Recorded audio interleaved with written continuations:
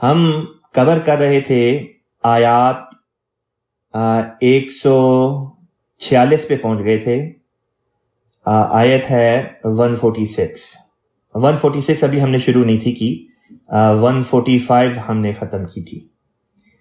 145 جو آیت ہے 145، اس میں اللہ تعالیٰ نے یہ مفہوم بیان کیا تھا کہ اے محمد صلی اللہ علیہ وسلم، اللہ تعالیٰ نے آپ کا آسمان کی طرف توجہ کرنا، یہ نہیں کہ آسمان کی طرف آپ صلی اللہ علیہ وسلم اپنا چہرہ کرتے تھے نماز میں، مراد یہ تھی کہ آپ صلی اللہ علیہ وسلم توجہ کرتے تھے کہ اے اللہ تعالیٰ کب تو حکم نازل فرمائے گا آسمان سے کہ قبلہ جو ہے وہ خانہ کعبہ کی طرف اب کر دیا گیا ہے. تو اس آیت میں یہ ذکر تھا کہ اللہ تعالیٰ فرماتا ہے کہ ہم دیکھ چکے ہیں آپ صلی اللہ علیہ وسلم کا آسمان کی طرف متوجہ ہونا. مراد یہ تھی کہ خدا کی طرف متوجہ ہو کے یہ التجائیں کرنا کہ اللہ تعالیٰ تو کب ایسا کرے گا. فرمایا پس اپنا چہرہ مسجد حرام کی طرف پھیر لے، یہاں پہ تحویل قبلے کا حکم آتا ہے. فرمایا ساتھ میں وَحَيْثُ مَا كُنْتُمْ، کہ تم جہاں کہیں بھی ہو اپنی توجہ کا مرکز جو ہے وہ اسی سمت کو کر لو جو مسجد حرام کی سمت ہے. فرمایا کہ وہ لوگ جن کو کتاب دی گئی ہے، یعنی کہ ان کے علماء، جو یہودی علماء تھے یا جو عیسائیوں کے علماء تھے، فرمایا وہ جانتے ہیں کہ یہی حقیقت ہے ان کے رب کی طرف سے، یعنی کہ قبلے کا بدلایا جانا وہ اس بات سے واقف ہے کیونکہ ان کے اپنی کتابوں میں پیشن گوئیاں موجود تھی اس بارے میں کہ خانہ کعبہ جو ہے وہ ایک زمانے میں ایک وقت آئے گا کہ وہ قبلہ ہو جائے گا، اور جو ان کے اپنے قبلے تھے اس سے خدا تعالیٰ عبادت کے لیے لوگوں کا رخ پھیر کے ایک تیسرے قبلے کی طرف رخ کرے گا جو کہ خانہ کعبہ ہے. پھر فرمایا وَمَا اللَّهُ بِغَافِلٍ عَمَّا يَعْمَلُونَ، اور اللہ اس بات سے جو وہ کرتے ہیں غافل نہیں. اب سوال یہ اٹھتا ہے کہ اہل کتاب یعنی کہ یہودی جو تھے اور جو عیسائی تھے، ان کے ہاں کون سی ایسی پیشن گوئیاں تھیں جن میں اس بات کا کھلے الفاظ میں ذکر ہو یا ذکر ہو اس بات کا کہ قبلہ جو ہے اس کا رخ بدلا جائے گا. سب سے پہلے میں مثال کے طور پہ صرف 2 پیشن گوئیاں آپ کی خدمت میں پیش کرتا ہوں. ایک ہے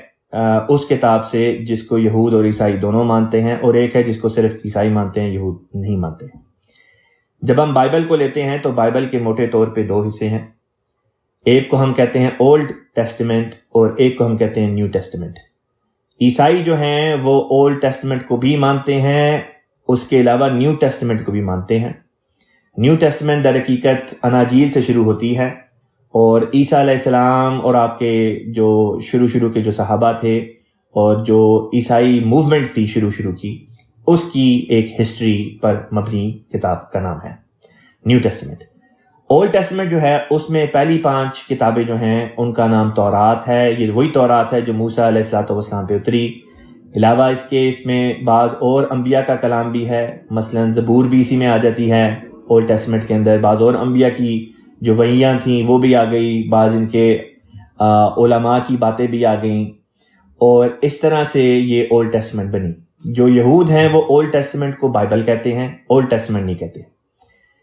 اور عیسائی جو ہیں وہ بائبل سے مراد اولڈ اور نیو ٹیسٹمنٹ دونوں لیتے ہیں. یہ مختصر سا بائبل کا تعارف کرانے کے بعد اب میں آپ کے ساتھ 2 پیشن گوئیاں شیئر کرتا ہوں. ایک جو ہے وہ تورات میں آئی ہے، یعنی کہ اولڈ ٹیسٹمنٹ میں. تورات کی ایک کتاب ہے جس کا نام ہے انگریزی میں ڈیوٹرانومی. کتاب ڈیوٹرانومی کے 33ویں چیپٹر میں آیات 1 سے لے کے 3 تک میں یہ پیشن گوئی درج ہے. اس کے الفاظ کچھ اس طرح پر ہیں کہ خداوند جو ہے وہ کوہ سینا پر ظاہر ہوا. اس کے بعد پھر اسی جگہ اللہ تعالیٰ بیان کرتا ہے کہ خداوند ایک وقت آئے گا کہ جب ظاہر ہوگا شعیر کے مقام پر. اور پھر اگلی آیت میں بیان کیا کہ خداوند کوہ فاران سے نازل ہوگا، یعنی کہ کوہ فاران سے اترے گا. اس کے ساتھ 10,000 قدوسی ہوں گے یا 10,000 فرشتوں کی مانند لوگ ہوں گے، اور اس کے داہنے ہاتھ میں ایک آتشی شریعت ہوگی، یعنی کہ ایک قانون ہوگا. یہ جو پیشن گوئی ہے اس میں اللہ تعالیٰ نے اس بات کا ذکر کیا کہ در حقیقت خدا تعالیٰ ایک نبی برپا کرنے والا ہے۔ پہلے جب بات کی کہ کوہ سینا سے خدا کا جلوہ ہوا، تو کوہ سینا سے مراد کوہ طور ہے، وہ مقام ہے جہاں پہ اللہ تعالیٰ موسیٰ علیہ السلام سے ہم کلام ہوا، جیسا سورہ بقرہ میں بھی ذکر آ چکا ہے۔ پھر شعیر کے مقام پہ خدا کا جلوہ گر ہونا جو ہے، شعیر یا کوہ شعیر جو ہے یہ یروشلم یا جروسلم کے پاس ایک پہاڑ کا نام ہے،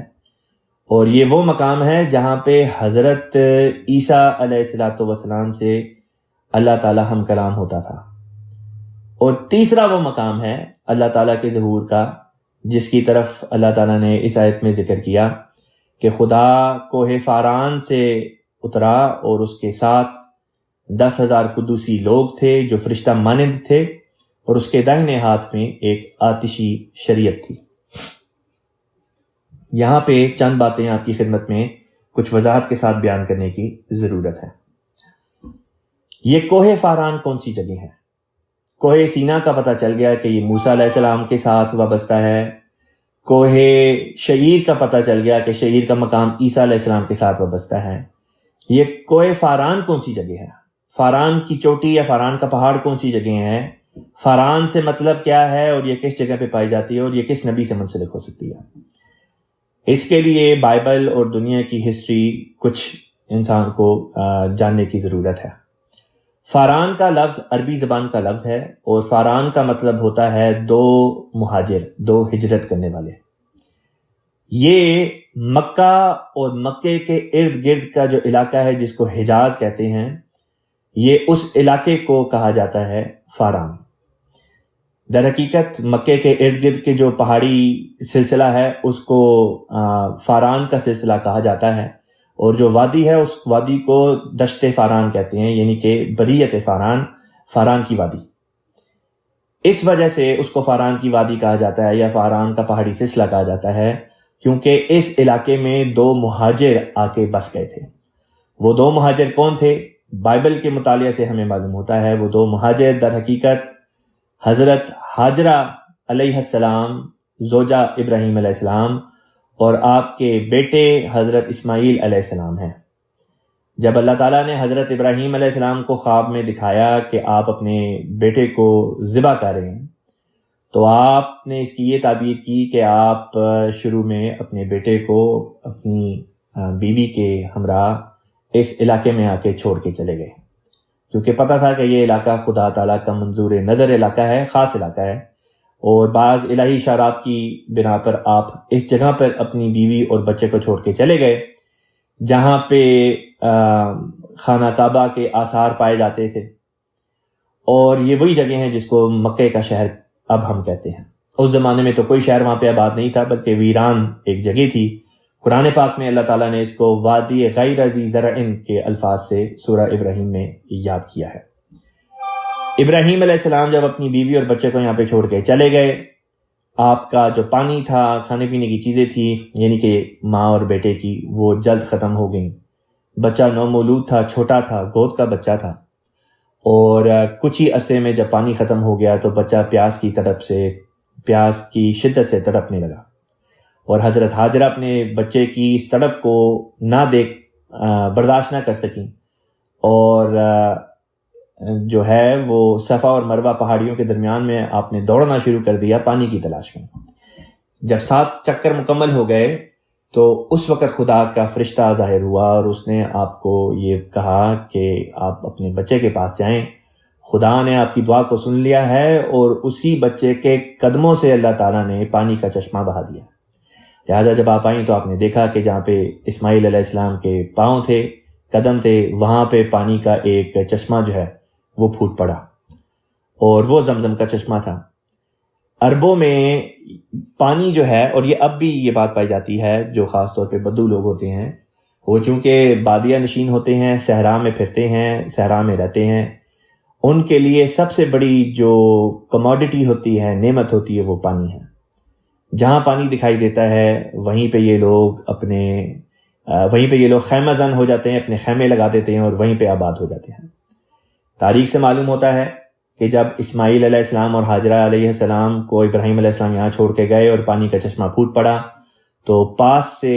گزرنے والا قبیلہ جو تھا، جو بھی اس قبیلے کا نام تھا، وہ وہاں پہ آئے. انہوں نے دیکھا کہ یہاں پہ ایک عورت اور ایک بچہ موجود ہیں اور پانی کا چشمہ ہے. اس بنا پہ انہوں نے حضرت ہاجرہ سے یہ ریکویسٹ کی کہ ہمیں بھی یہاں پہ بسنے کی اجازت دیں، اور اس کے نتیجے میں یہاں پہ ایک شہر آباد ہو گیا، اور اسی قبیلے کے جو سردار تھے وہ بالآخر حضرت اسماعیل علیہ السلام بن گئے. اس جگہ کا نام فاران اس طرح سے پڑا کہ لوگوں میں مشہور ہو گیا کہ یہاں پہ اس شہر کو، اس جگہ کو آباد کرنے والے دو ایسے لوگ ہیں جو باہر کے علاقے سے ہجرت کر کے یہاں پہ آئے تھے، اور مراد لی جاتی تھی حضرت ہاجرہ اور حضرت اسماعیل علیہ السلام. تو ہمارے ہاں یعنی کہ مسلمانوں کے ہاں اور عربوں کے ہاں یہ روایات پائی جاتی ہیں کہ فاران سے مراد مکے کا علاقہ ہے، حجاز کا علاقہ ہے، اور مکے کا جو شہر ہے وہ شہر جو ابراہیم علیہ السلام کی بیوی اور آپ کے بیٹے نے آباد کیا.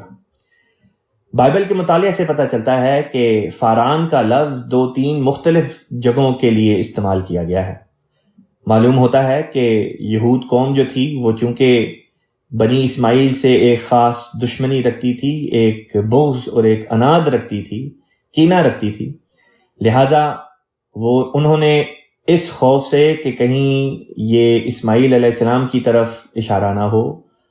انہوں نے اپنے علاقوں میں جہاں پہ وہ تھے، انہوں نے مختلف علاقوں میں مختلف جگہوں کا نام فاران رکھنا شروع کر دیا. بائبل سے یہ پتہ چلتا ہے.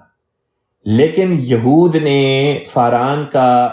ایک علاقہ ایسا بھی متعین کیا جس کو وہ حجاز ہی میں رکھتے تھے، یعنی کہ عرب ہی کے اندر رکھتے تھے، عرب سے باہر شمار نہیں تھے کرتے. اس سے یہ بات بھی پتہ چلتی ہے کہ خود یہود کے نزدیک بھی فاران کا علاقہ عرب میں ہونا چاہیے، عرب سے باہر نہیں. یہ ہے مختصر بیک گراؤنڈ لفظ فاران کی اور اس بحث کی جس کا تعلق اس پیشن گوئی کے ساتھ ہے جو ڈیوٹرانومی کے 33ویں چیپٹر میں آیات 1-3 میں بیان کی گئی ہے. یہ علاقہ فاران کا وہ علاقہ ہے جہاں پہ رسول کریم صلی اللہ علیہ وسلم کی پیدائش ہوئی، اور کوہ فاران اس چوٹی کا نام ہے جس چوٹی کے اوپر سے چل کے اتر کے آپ صلی اللہ علیہ وسلم نے فتح مکہ کے دن مکہ میں جو ہے آپ داخل ہوئے. اس وقت آپ کے ساتھ 10,000 صحابہ کی ایک بڑی جماعت موجود تھی، اور آپ کے ہاتھ میں، آپ کے دائنے ہاتھ میں آتشی شریعت ہونے سے مراد قرآن پاک کی شریعت مراد ہے کہ آپ کے ساتھ قرآن کی شریعت ہوگی. اس طرح پر یہ پیشن گوئی جو تھی رسول پاک صلی اللہ علیہ وسلم کے وجود کے ذریعے سے پوری ہوئی، اور اس میں اس بات کی طرف اشارہ تھا کہ اب ایک نیا قانون آنے والا ہے، اور ایک نیا جب قانون آئے گا تو لازمی اس کا نتیجہ بھی یہ نکلے گا کہ قبلہ بھی بدل جائے گا. اب ہم دیکھتے ہیں کہ نیو ٹیسٹمنٹ میں کیا کوئی ایسی پیشن گوئی ہے عیسائیوں کے لٹریچر میں، عیسائیوں کے نزدیک، جس میں اس بات کا ذکر ہو کہ قبلہ جو ہے وہ بدلا جانا ہے. لہٰذا جان کی جو انجیل ہے، گاسپل آف جان، اس کے 4 چیپٹر میں 20 اور 21 آیت میں اس بات کا ذکر ملتا ہے. کہتے ہیں عیسیٰ علیہ السلام ایک دفعہ کہیں جا رہے تھے، راستے میں ایک سامری قبیلے کی یا سامری فرقے کی، سامری جو ہیں یہ یہودیوں ہی کا ایک فرقہ ہے، سامری فرقے کی ایک عورت آئی اور اس نے کہا کہ آپ تو یہ کہتے ہیں کہ قبلہ یروشلم میں ہے، جبکہ ہمارے باپ دادے یعنی کہ سامری فرقے والے جو ہیں یہ اس فلاں پہاڑ کے اوپر جو ہیں یا فلاں پہاڑ کی طرف رخ کر کے تو عبادت کیا کرتے ہیں. اس پر عیسیٰ علیہ السلام نے اس عورت کو مخاطب کر کے فرمایا کہ میں تجھے سچ سچ بتاتا ہوں کہ وہ وقت آنے والا ہے کہ جب لوگ نہ اس پہاڑ کی طرف رخ کریں گے اور نہ ہی یروشلم کی طرف رخ کریں گے، بلکہ قبلہ کچھ اور ہوگا. عیسائی خود جو ہیں، جو عیسیٰ علیہ السلام کے بعد میں آئے، انہوں نے جو ہے اپنا قبلہ جو تھا وہ مشرق کی طرف کر لیا، اور اس کی دلیل وہ یہ دیتے تھے کہ وہ ستارہ جو عیسیٰ علیہ السلام کی پیدائش پہ نمودار ہوا وہ مشرق کی طرف سے نمودار ہوا تھا، لہذا وہ مشرق کی طرف رخ کر کے اپنی نماز پڑھتے. آپ صلی اللہ علیہ وسلم سے جب نجران کے عیسائی وفد ملنے آیا اور آپ کے ساتھ ان کا ایک مباحثہ ہوا، ایک ڈیبیٹ ہوا، تو جب ان کی نماز کا وقت، مسجد نبوی میں جب ڈیبیٹ چل رہا تھا، جب ان کی نماز کا وقت آیا، آپ صلی اللہ علیہ وسلم نے ان کو کہا کہ وہ اسی مسجد میں اپنی نماز ادا کریں، تو ان لوگوں نے مشرق کی طرف رخ کر کے اپنی نماز پڑھی۔ اس سے پتہ چلتا ہے کہ عیسیٰ علیہ السلام کے بعد عیسائیوں نے اپنا قبلہ بدل لیا تھا۔ گویا کہ پتہ چلا کہ ایک قبلہ عیسائیوں نے اپنا مشرق کی طرف بنایا ہوا تھا،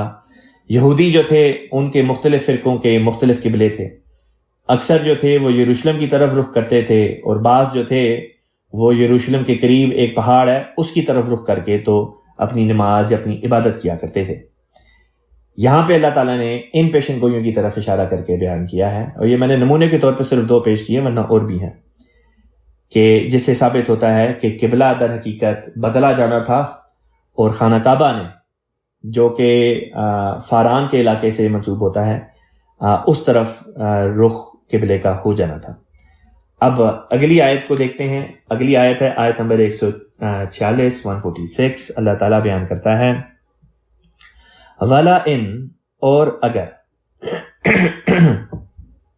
اتیتا کا مطلب ہوتا ہے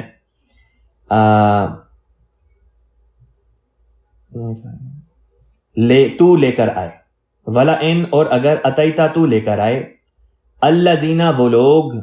یعنی کہ تو لے کر آئے ان لوگوں کے پاس، اوتوا الکتابہ، اوتو، جن کو دی گئی، کیا دی گئی؟ الکتابہ، کتاب، یعنی کہ اہل کتاب کا بھی یہاں پہ ذکر ہو رہا ہے۔ بِكُلِّ آیتٍ، ہر قسم کا نشان، یعنی ہر ایک نشان، ما تبعو، ما نہیں، تبعو وہ پیروی کریں گے، قبلتک، تیرے قبلے کی، بامحاورہ ترجمہ بنے گا، اور اگر تو ان لوگوں کے پاس جنہیں کتاب دی گئی تھی ہر ایک نشان بھی لیا، تب بھی وہ تیرے قبلے کی پیروی نہ کرتے۔ وما، اور نہیں، انتا، تو، بتابعٍ، اتباع کرنے والا، پیروی کرنے والا، قبلتہم، ان کے قبلے کی، یعنی کہ نہ وہ تیرے قبلے کی پیروی کریں گے چاہے تو ان کے پاس ہر قسم کا نشان لے آئے، اور نہ ہی تو، یہاں پہ مراد رسول پاک صلی اللہ علیہ وسلم کی ذات ہے، اور نہ ہی آپ صلی اللہ علیہ وسلم ان کے قبلے کی، یعنی کہ اہل کتاب کے قبلے کی پیروی کرنے والے ہیں۔ وما بعضهم، اور نہ ہی ان میں سے بعض، بتابعٍ، اتباع کرنے والے ہیں، پیروی کرنے والے ہیں، قبلۃ بعض، ان میں سے بعض کے قبلے کی۔ یہاں پہ پتہ چلا کہ خود سارے کے سارے یہود بھی ایک قبلے پہ راضی نہیں تھے، بعض ایک طرف رخ کرتے تھے، بعض دوسری طرف رخ کرتے تھے، اور اہل کتاب میں چونکہ عیسائی بھی شامل ہیں تو عیسائیوں نے اپنا قبلہ الگ کیا ہوا تھا، وہ مشرق کی طرف رخ کر لیتے تھے، اور یہود کا قبلہ جو تھا اس کو نہیں تھے مانتے۔ تو اللہ تعالیٰ نے ان باتوں کی طرف بھی یہاں پہ وضاحت کر دی، فرمایا وَلَا إِنِ اتَّبَعْتَ، اور اگر تو پیروی کرے یا پیروی کرتا، اہواءہم، ان کی خواہشات کی، اہوا ہوا کی جمع ہے، اہوا کا مطلب ہوتا ہے خواہشات، ہم ان کی، من بعدی، بعد اس کے، ما کا مطلب ہوتا ہے جو، جاءکا، تیرے پاس آیا، من العلم، علم، یعنی کہ مراد یہ ہے، اور اگر تو اس کے بعد بھی کہ علم تیرے پاس آ چکا ہے ان کی خواہشات کی پیروی کرے، انکا یقیناً تو، اذن، تب ہو جاتا، لمن الظالمین، یقیناً ظلم کرنے والوں میں سے، بامحاورہ ترجمہ ہوگا، اور اگر تو اس کے بعد بھی کہ علم تیرے پاس آ چکا ہے ان کی خواہشات کی پیروی کرے گا تو ضرور ظالموں میں سے ہو جائے گا۔ اگلی آیت ہے الذین کا مطلب ہوتا ہے وہ لوگ، آتینا، ہم نے دیا، ہم ان کو، الکتابہ، کتاب، یعنی وہ لوگ جنہیں ہم نے کتاب دی، یعرفونہ، وہ جانتے ہیں اسے، اس سے مراد ہے رسول پاک صلی اللہ علیہ وسلم کی ذات بابرکات۔ مراد یہ ہے کہ یہودیوں کے جو علماء ہیں وہ اپنی کتاب میں موجود پیشن گوئیوں سے واقف ہیں. جب وہ ان پیشن گوئیوں کو دیکھتے ہیں، پڑھتے ہیں، اور پھر وہ ان پیشن گوئیوں کو رسول پاک صلی اللہ علیہ وسلم کی ذات میں پورا ہوتے دیکھتے ہیں، تو وہ جانتے ہیں کہ آپ صلی اللہ علیہ وسلم ہی وہ مصداق ہیں ان پیشن گوئیوں کے جو اہل کتاب کی کتابوں میں موجود ہیں. فرمایا یعرفونہ، وہ پہچانتے ہیں اسے، وہ جانتے ہیں اسے، کما جیسے، یعرفونہ وہ پہچانتے ہیں، ابناءہم اپنے بیٹوں کو. مراد یہ ہے کہ جیسے ایک انسان کو اس بات میں شک نہیں ہوتا کہ یہ میرا بچہ ہے، یہ میرا بیٹا ہے، جس طرح ایک باپ کو اس بات میں شک نہیں ہوتا کہ یہ میری اولاد ہے، اسی طرح سے ان یہودی علماء کو کوئی شک نہیں تھا کہ رسول پاک صلی اللہ علیہ وسلم ہی وہ نبی ہیں جن کی بابت ان کی کتابوں میں پیشن گوئیاں موجود تھیں. فرمایا وَإِنَّ فَرِيقًا، وَإِنَّ اور یقیناً، فریقاً ایک گروہ، منہم ان میں سے، لَيَكْتُمُونَ ضرور چھپاتا ہے، الحق حق کو، لَيَكْتُمُونَ الحق وہ ضرور سچ کو یا سچائی کو چھپاتا ہے، حق کو چھپاتا ہے، وہم اس حال میں کہ وہ یعلمون وہ جانتے ہیں. بامحاورہ ترجمہ ہے وہ لوگ جنہیں ہم نے کتاب دی ہے وہ اسے یعنی رسول کو اس میں الہی آثار دیکھ کر اسی طرح پہچانتے ہیں جیسے اپنے بیٹوں کو پہچانتے ہیں، اور یقیناً ان میں ایک ایسا گروہ بھی ہے جو حق کو چھپاتے ہیں حالانکہ وہ جانتے ہیں. یہ حق کو چھپانے والا گروہ علماء کا گروہ ہے. اب بھی اس دور میں بھی اللہ تعالیٰ نے اپنی جناب سے ایک نبی برپا کیا، حضرت مسیح موعود علیہ الصلوۃ والسلام، جو کہ رسول پاک صلی اللہ علیہ وسلم کے امتی نبی ہیں. آپ صلی اللہ علیہ وسلم کی غلامی میں اللہ تعالیٰ نے حضرت مرزا غلام احمد قادیانی علیہ السلام کو نبوت کے مقام پہ سرفراز کیا، نبوت کے مقام سے سرفراز فرمایا. اور مسلمانوں میں جو علماء ہیں جب وہ قرآن پاک کی آیات کو دیکھتے ہیں، جب وہ رسول پاک صلی اللہ علیہ وسلم کی احادیث مبارکہ کو پڑھتے ہیں، تو وہ جانتے ہیں کہ یہ پیشن گوئیاں آپ علیہ السلام کی ذات میں پوری ہوتی دکھائی دیتی ہیں. وہ جانتے ہیں کہ آپ ہی ہیں جن کو اللہ تعالیٰ نے اس زمانے کے امام کے طور پہ بھیجا ہے، لیکن اس کے باوجود وہ اس بات کو جھٹلاتے ہیں، اس بات سے کنارہ کش کرتے ہیں، اور یہ کہ لوگوں کو بھی دھوکہ دیتے ہوئے لوگوں سے ان باتوں کو چھپاتے ہیں. وہی مضمون جو رسول پاک صلی اللہ علیہ وسلم کی ذات کے بارے میں اہل کتاب نے اپنایا، وہی رویہ جو ہے اس زمانے میں دوسرے مسلمان علماء نے حضرت مسیح موعود علیہ الصلوۃ والسلام کے متعلق اپنایا ہے. آگے چلتے ہیں. اگلی آیت میں اللہ تعالیٰ بیان کرتا ہے الحق. الحق کا مطلب ہوتا ہے سچ، یا یہ کہ حق، من ربک تیرے رب کی طرف سے ہے، یہ یقیناً حق ہے جو تیرے رب کی طرف سے ہے. فلا پس نہیں، تکونن تو ہو جا یا تم ہو جاؤ، من الممترین شک کرنے والوں میں سے. اللہ تعالیٰ بیان کرتا ہے یہ یقیناً حق ہے. یہ جو باتیں اللہ بیان کر رہا ہے، یہ تمام باتیں کہ قبلے کا پھیرا جانا، قبلے کے پھیرنے کی وجہ جو بیان کی، پھر اس کے بعد یہ کہ یہ تمام صداقتیں ہیں اسلام کی سچائی کی، کیونکہ یہ باتیں پچھلے صحف میں، پچھلے کتابوں میں بھی بیان شدہ ہیں. پھر یہ کہ یہ علماء جو ہیں اہل کتاب کے، یہ جانتے ہیں کہ رسول پاک صلی اللہ علیہ وسلم ہی وہ نبی ہیں جن کی آمد کے بارے میں ان کی اپنی کتابوں میں پیشن گوئیاں تھیں.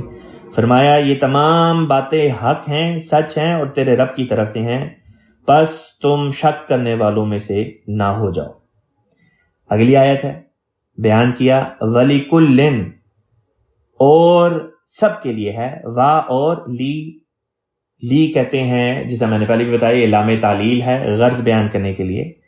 کلن سب، اور سب کے لیے ہے وجہتن. وجہتن کہتے ہیں عربی میں مطمع نظر کو، انگریزی میں ہم کہتے ہیں گول یا جو ٹارگٹ ہوتا ہے، اس کے لیے عربی میں وجہتن کا لفظ استعمال کیا جاتا ہے. اردو میں ہم کہتے ہیں مطمع نظر. وَلِكُلٍّ وِجْهَةٌ، اور سب کے لیے کوئی نہ کوئی مطمع نظر ضرور ہوتا ہے. ہوا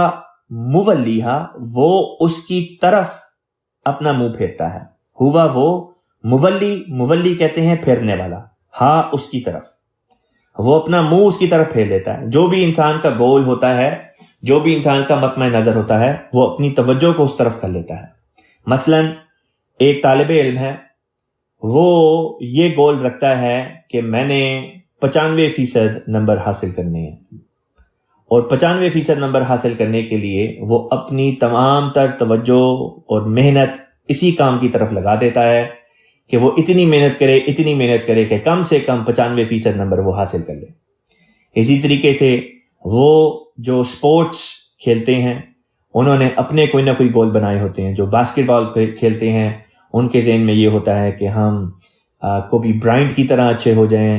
یا جارڈن کی طرح اچھے ہو جائیں. یا جو کرکٹ کھیلتے ہیں، انہوں نے اپنے ایک گول بنائے ہوتے ہیں. اسی طرح سے جو بزنس مین ہوتے ہیں، انہوں نے اس کے لحاظ سے بنائے ہوتے ہیں. جو علماء ہوتے ہیں، انہوں نے اپنے گول بنائے ہوتے ہیں. لہٰذا ہر انسان کا اپنا کوئی نہ کوئی مطمع نظر ہوتا ہے اور ہونا چاہیے.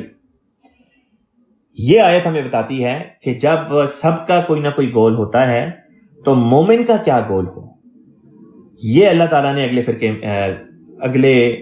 جو فقرہ ہے اس میں ہمیں یہ سمجھایا، فرمایا کہ مومن تو وہ ہے جس کا گول یہ ہو فاستبقوا الخیرات، کہ وہ نیکی میں دوسروں پر سبقت لے جائے. فاستبقوا، پس سبقت لے جاؤ ایک دوسرے پر، الخیرات، نیکی کی باتوں میں یا نیک کاموں میں. لوگ تو دنیا کے پیچھے بھاگتے ہیں، کسی نے کسی کو اپنا گول بنایا ہوا ہے، کسی نے فلاں چیز کو گول بنایا ہوا ہے. لیکن مومن کی شان یہ ہے کہ اس کا گول یہ ہو، اس کا مطمع نظر یہ ہو کہ میں نیکیوں میں دوسروں سے آگے بڑھ جاؤں. اس کا یہ مطلب نہیں کہ ایک مومن جو ہے وہ سپورٹس مین نہیں بن سکتا، یا وہ کوئی تاجر نہیں بن سکتا، بزنس مین نہیں بن سکتا، یا عالم نہیں بن سکتا. بالکل بن سکتا ہے، لیکن ہر قسم کی بات کو، ہر قسم کے گول کو بہرحال اپنے دین کے تابع رکھتے ہوئے، نیکی کی باتوں میں ایک دوسرے سے آگے بڑھنے کی کوشش کرتے ہوئے اپنے گول کی تعین کرنی چاہیے، اپنے مطمع نظر کی تعین کرنی چاہیے. فرمایا اللہ تعالیٰ نے مسلمانوں کو مخاطب کر کے کہ دیکھو ہر کسی کا مطمع نظر ہوتا ہے، لیکن تمہارا مطمع نظر دنیا میں یہ ہو، تمہارا گول یہ ہو کہ تم نیکیوں میں دوسروں سے بڑھ جاؤ. صدقہ و خیرات عیسائی بھی کرتے ہیں، یہودی بھی کرتے ہیں، سکھ بھی کرتے ہیں، ہندو بھی کرتے ہیں، بدھ مذہب کے ماننے والے بھی کرتے ہیں، دہریے بھی کرتے ہیں.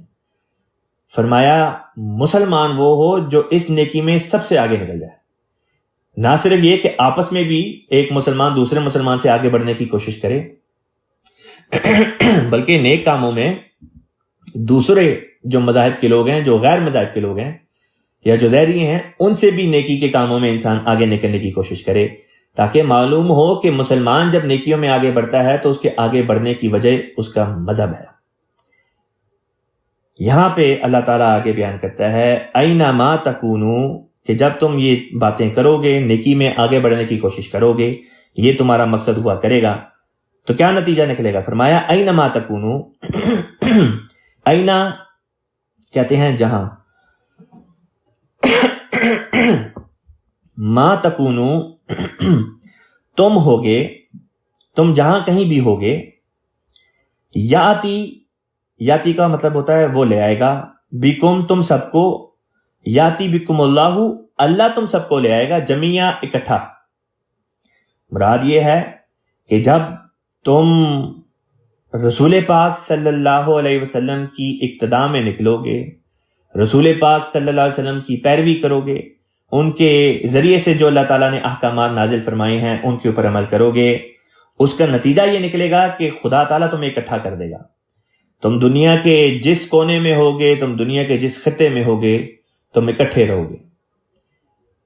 ہم مسلمان جس میں احمدی مسلمان بھی ہیں اور مسلمانوں کے دوسرے فرقے بھی شامل ہیں، ہم دنیا کے کسی حصے میں چلے جائیں، ہم اللہ تعالیٰ کے اس حکم پر عمل کرتے ہیں کہ ہم اپنا رخ مسجد حرام کی طرف پھیر لیتے ہیں جب ہم نے نماز پڑھنی ہوتی ہے. اور اس طریق پر اس طرح سے کروڑوں لوگ ایک وقت میں اکٹھے ہو جاتے ہیں، اس طرح سے کہ ہم سب کی سمت ایک ہو جاتی ہے. اور مسجد حرام جو کہ خدا تعالیٰ کی توحید کا مرکز ہے ہمیں اکٹھا کر دیتا ہے۔ بس یہ مضمون ہے جو اس آیت میں اللہ تعالیٰ نے بیان کیا، یکجہتی کا۔ پھر بیان کیا ان اللہ کا یہی دستور ہے، اللہ تعالیٰ یقیناً علی کل شیء قدیر، ہر بات پر جسے وہ چاہتا ہے دائمی قدرت رکھنے والا ہے۔ علی پر، کلی ہر چیز، ہر شیء چیز، قدیر کامل قدرت، دائمی قدرت رکھنے والا۔ اگلی آیت پر چلتے ہیں۔ اگلی آیت پر چلنے سے پہلے یہ جو آیت ہے یہاں سے نیا رکوع شروع ہوا ہے، میں پہلے اب اس رکوع کی تلاوت کر دیتا ہوں، پھر مضمون کو آگے چلاتے ہیں۔ اعوذ باللہ من الشیطان الرجیم وَلِكُلٍّ وِجْهَةٌ هُوَ مُوَلِّيهَا فَاسْتَبِقُوا الْخَيْرَاتِ أَيْنَمَا تَكُونُوا يَأْتِ بِكُمُ اللَّهُ جَمِيعًا إِنَّ اللَّهَ عَلَى كُلِّ شَيْءٍ قَدِيرٌ وَمِنْ حَيْثُ خَرَجْتَ فَوَلِّ وَجْهَكَ شَطْرَ الْمَسْجِدِ الْحَرَامِ وَإِنَّهُ لَلْحَقُّ مِنْ رَبِّكَ وَمَا اللَّهُ بِغَافِلٍ عَمَّا تَعْمَلُونَ وَمِنْ حَيْثُ خَرَجْتَ فَوَلِّ وَجْهَكَ شَطْرَ الْمَسْجِدِ الْحَرَامِ وَحَيْثُ مَا كُنْتُمْ فَوَلُّوا وُجُوهَكُمْ شَطْرَهُ لِئَلَّا يَكُونَ لِلنَّاسِ عَلَيْكُمْ حُجَّةٌ إِلَّا الَّذِينَ ظَلَمُوا مِنْهُمْ فَلَا تَخْشَوْهُمْ وَاخْشَوْنِي وَلِيُتِمَّ نِعْمَتِي عَلَيْكُمْ وَلَعَلَّكُمْ تَهْتَدُونَ كَمَا أَرْسَلْنَا فِيكُمْ رَسُولًا مِّنْكُمْ يَتْلُو عَلَيْكُمْ آيَاتِنَا وَيُزَكِّيكُمْ وَيُعَلِّمُكُمُ الْكِتَابَ وَالْحِكْمَةَ وَيُعَلِّمُكُمْ مَا لَمْ تَكُونُوا تَعْلَمُونَ فَاذْكُرُونِي أَذْكُرْكُمْ وَاشْكُرُوا لِي وَلَا تَكْفُرُونَ۔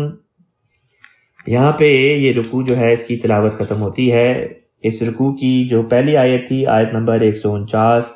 وہ ہم نے کور کر لی ہے۔ 150ویں جو آیت ہے وہاں سے اب آگے کا مضمون چلاتے ہیں۔ اللہ تعالیٰ بیان کرتا ہے وَمِنْ حَيْثُ، اور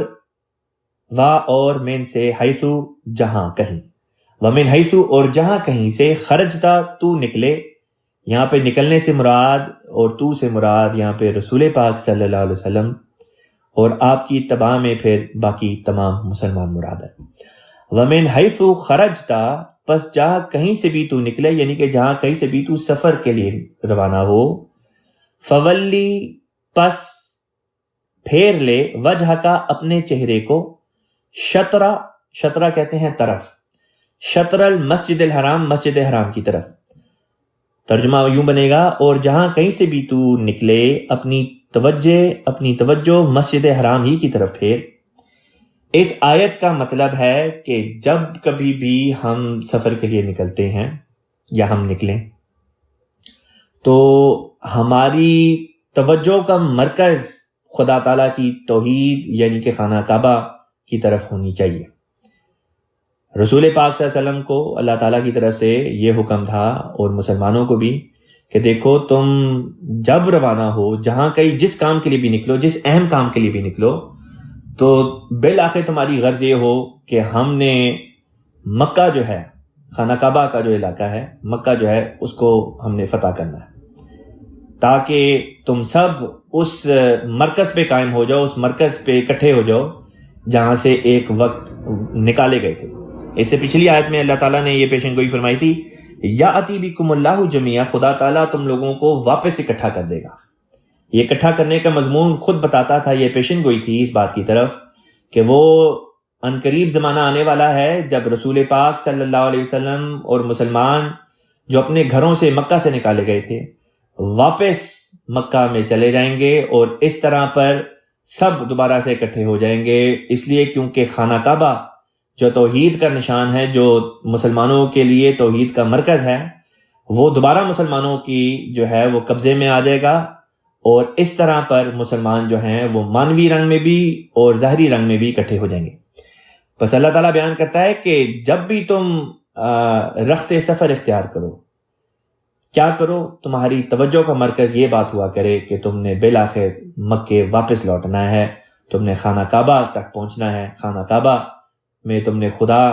کا ذکر کرنا ہے، خدا کے ذکر کو آباد کرنا ہے۔ بعض غیر احمدی علماء جو ہیں، جن میں مولوی حضرات شامل ہیں،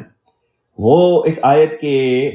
یہ معنی کرتے ہیں کہ جب بھی نکلو اپنے گھروں سے تو اپنا رخ خانہ کعبہ کی طرف کر کے چلا کرو۔ اب اس قسم کے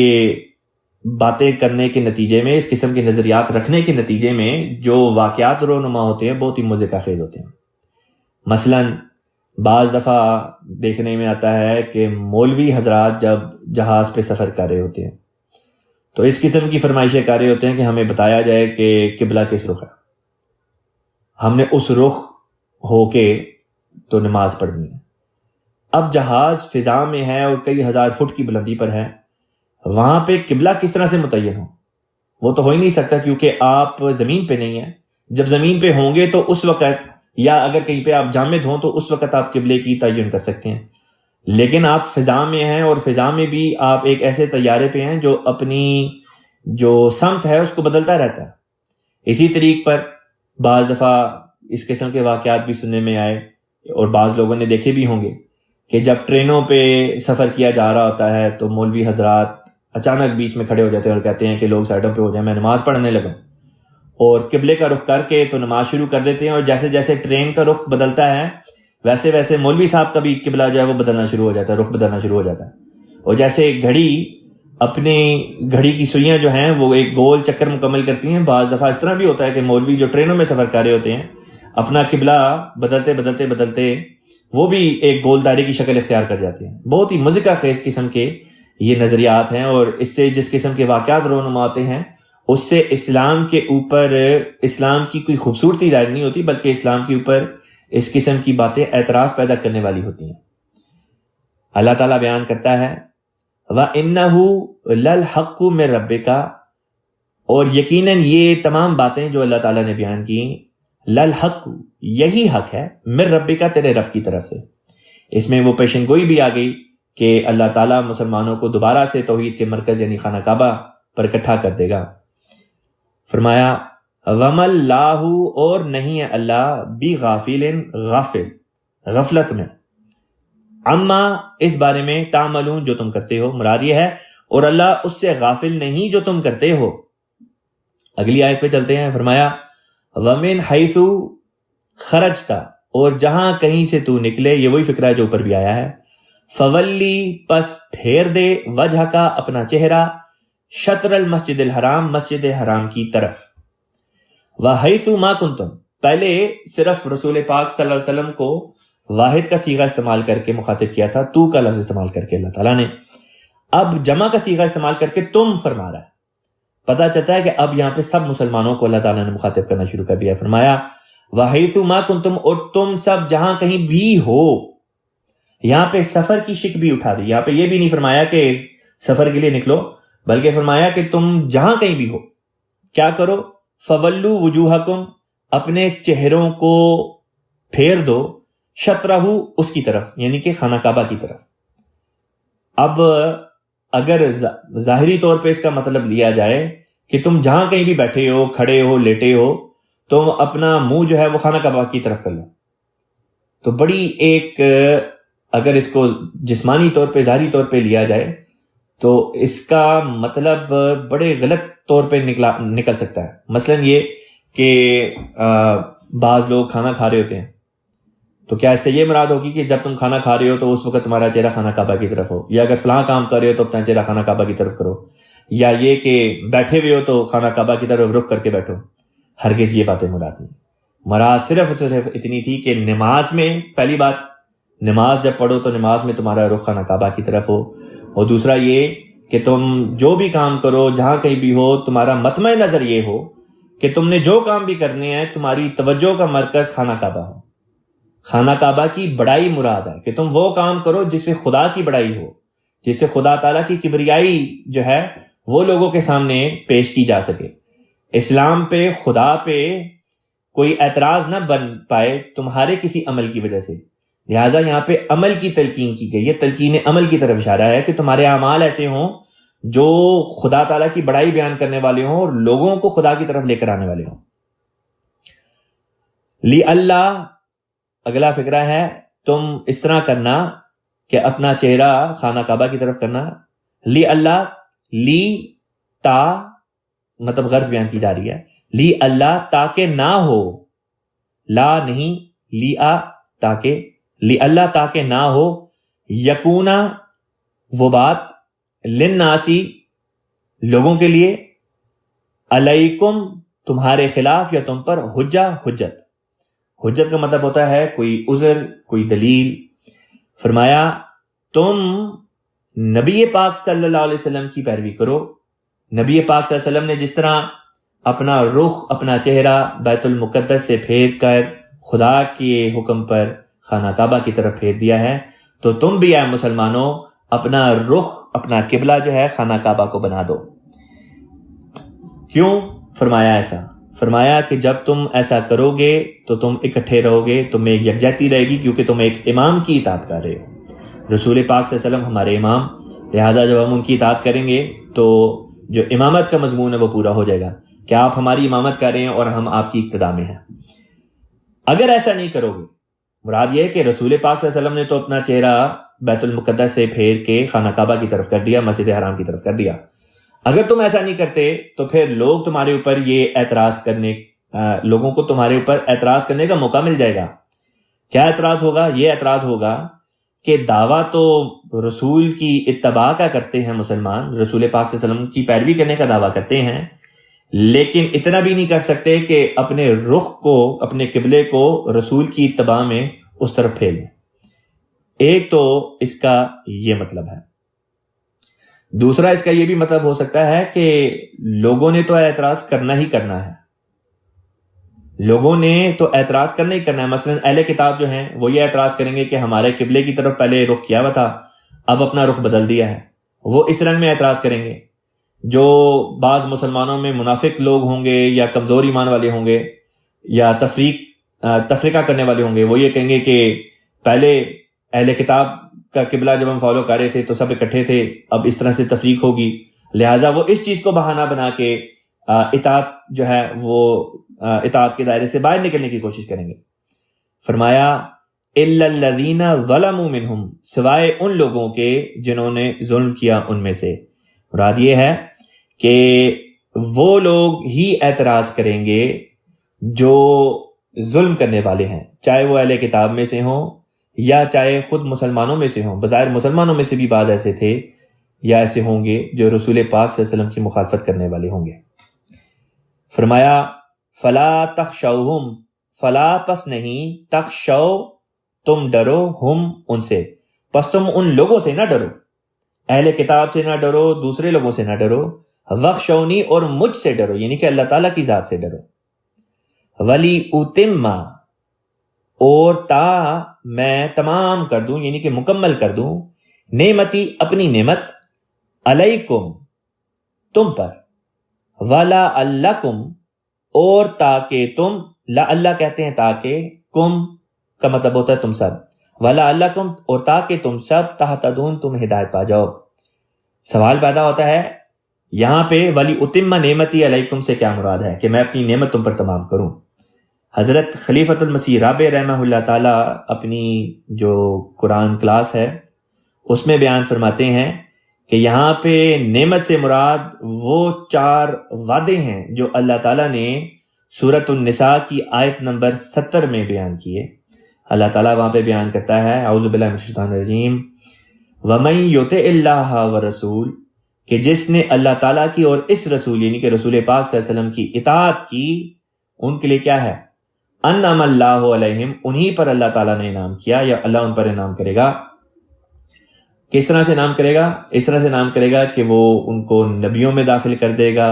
یا صدیقوں کے گروہ میں شامل کر دے گا، یا شہیدوں کے گروپ میں ملا دے گا، یا یہ کہ وہ صالحین کا جو زمرہ ہے اس میں وہ شامل ہو جائیں گے۔ فرمایا وَحَسُنَ أُولَٰئِكَ رَفِیقًا، اور کیا ہی خوبصورت یہ ساتھی ہیں، کیا ہی خوبصورت یہ گروپ ہے جس میں شامل انسان ہو۔ فرمایا یہ وہ نعمتیں ہیں، یہ وہ نعمت ہے جس کی طرف اللہ تعالیٰ نے اشارہ فرمایا ہے کہ دیکھو اگر تم رسول پاک صلی اللہ علیہ وسلم کی اطاعت کرو گے، آپ صلی اللہ علیہ وسلم کے اوپر نازل ہونے والے ان احکامات کے اوپر چلو گے، تو ان چار میں سے کوئی نہ کوئی انعام تمہیں مل جائے گا۔ یا تو خدا تعالیٰ تمہیں صالحین میں شامل کر دے گا، یا خدا تعالیٰ تمہیں شہیدوں میں شامل کر دے گا، یا خدا تعالیٰ تمہیں صدیقوں میں شامل کر دے گا، اور یا خدا تعالیٰ تمہیں نبیوں میں شامل کر دے گا۔ حضرت خلیفۃ المسیح رابع رحمہ اللہ تعالیٰ اس آیت، یہ جو میں نے ابھی سورہ نساء کی آیت نمبر 70 کا حوالہ دیا ہے، اس کو لے کے حضور بیان کیا کرتے تھے کہ ہر احمدی کو چاہیے کہ وہ اللہ تعالیٰ سے یہ دعا کرے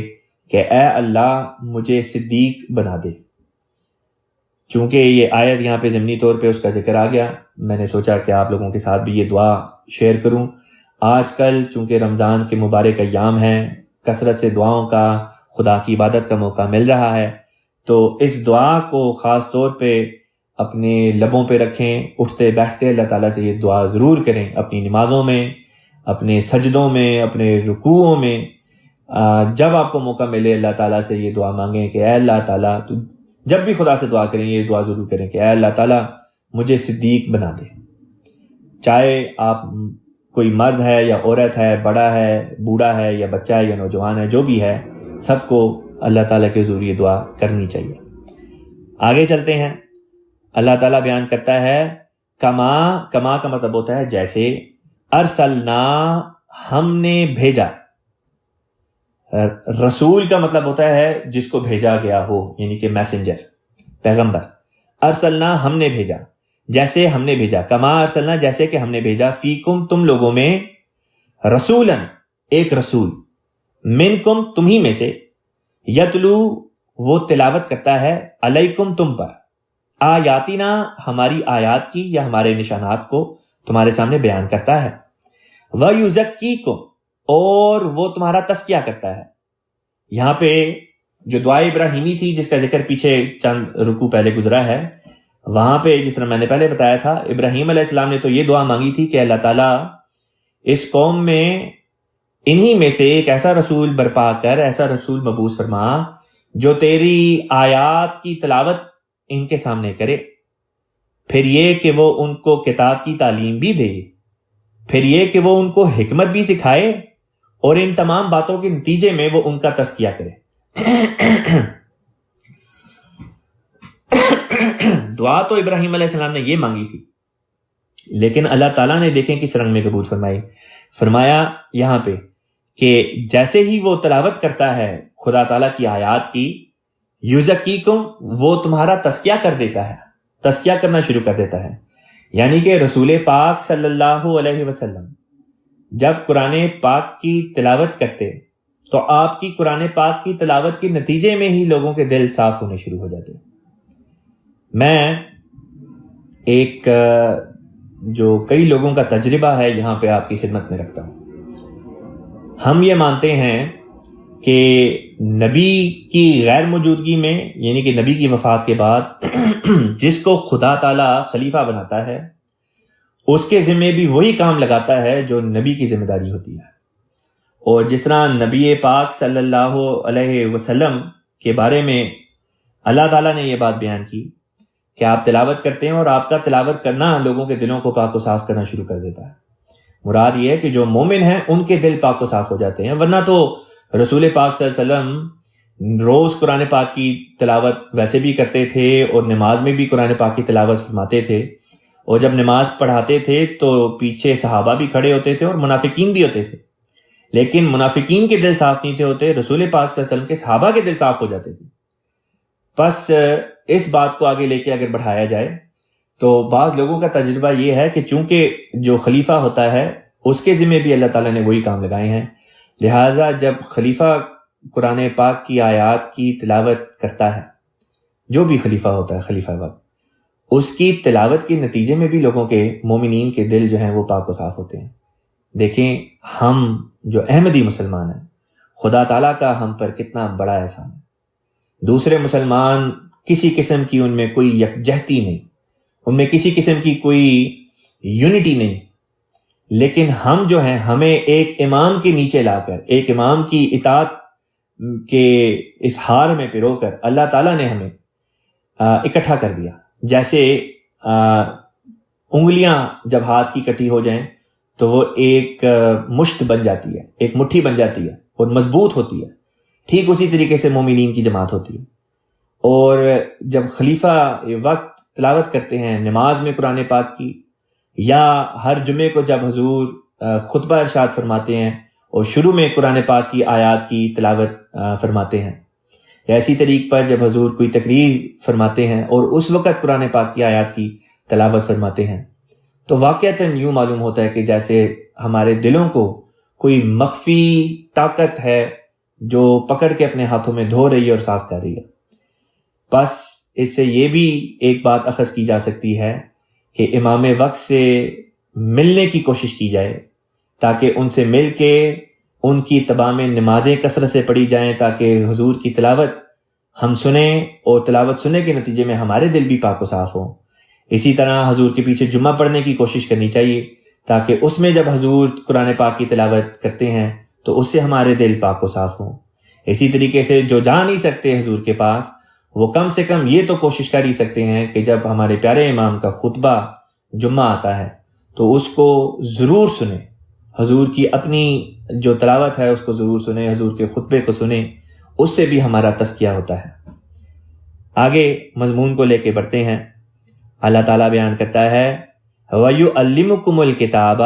اور وہ تمہیں کتاب کا علم سکھاتا ہے، وَالْحِکْمَةَ، اور حکمت بھی سکھاتا ہے، وَيُعَلِّمُكُمْ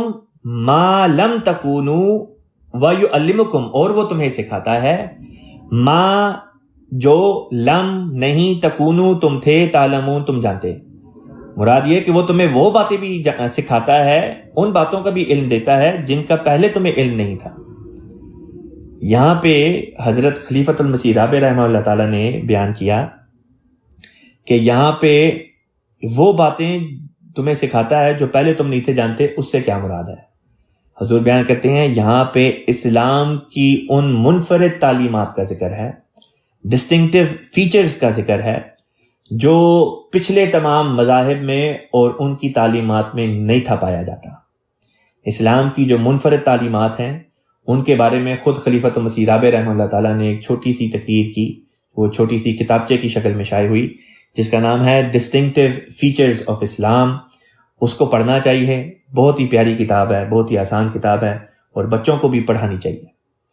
آگے چلتے ہیں، اس رکوع کی آخری آیت ہے اور یہاں پہ اس کلاس کو ختم کرتے ہیں۔ اللہ تعالیٰ فرماتا ہے فَاذْكُرُونِی،